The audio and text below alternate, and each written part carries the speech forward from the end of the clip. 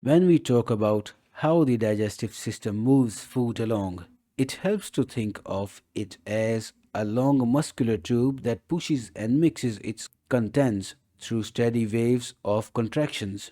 And this movement is controlled by nerves and hormones that adjust the speed and strength depending on what the body needs at that moment.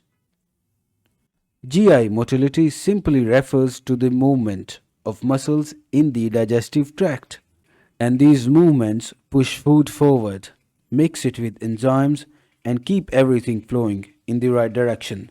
And every part of the tract has its own pattern. So the stomach mixes food slowly, while the small intestine mixes and pushes food gently, and the large intestine moves things more slowly as water is absorbed. There are two main patterns we talk about. One is segmentation, where the muscles squeeze in small sections to mix the food without pushing it forward. And the other is peristalsis, where a wave of contraction behind the food pushes it ahead like a slow rip. And the body uses both patterns depending on what stage of digestion is happening. The muscles of the GI tract are smooth muscles and they contract in response to slow rhythmic electrical waves that keep happening on their own. And these waves come from special cells called pacemaker cells in the gut wall, creating what is called the basic electrical rhythm. And this rhythm helps the tract stay coordinated so that food moves in a steady and organized way. The enteric nervous system sits inside the walls of the digestive tract and it acts almost like a small brain that can sense strength, chemical changes, and movement in the gut. And it can trigger contractions, release digestive secretions, and adjust motility even without signals from the brain, which shows how much control the gut has on its own. And this system helps the gut respond quickly to whatever is inside it.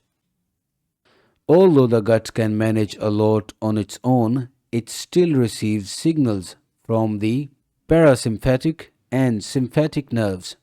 And parasympathetic input usually increases motility and makes digestion more faster, while sympathetic input slows motility and reduces digestive speed and activity, especially during stress. And this balance helps the body decide whether to focus on digestion or redirect energy to other needs. Digestive hormones also help regulate movement and they adjust how fast or slow the stomach and intestines work. And for example, gastrin increases stomach activity. CCK slows stomach emptying while helping the small intestine handle fat. And secretion slows stomach activity when acidic contents enter the small intestine. And these hormones make sure each part of the system works at the right time. The stomach uses strong mixing waves to break food into smaller pieces and it pushes the mixture toward the pyloric sphincter slowly so the small intestine is not overwhelmed and the stomach empties little by little depending on the type of the food, where fats slow the process and liquids move through faster, and proper control of gastric motility helps avoid discomfort and keeps digestion smooth.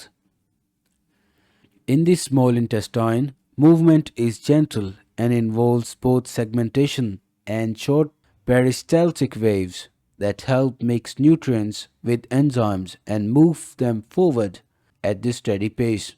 And the large intestine uses slower waves to push material toward the rectum, and it also has strong mass movements that happen a few times a day to move waste further along. And this pattern supports water absorption and prepares waste for elimination. All parts of the digestive tract communicate through nerves and hormones so that motility stays coordinated from the moment food enters the body until it leaves. And this coordination prevents backward flow, keeps mixing efficient, and allows each organ to do its part without rushing or slowing others too much. And understanding this shared control makes it easier to explain how digestion stays balanced even when eating habits or activity levels change.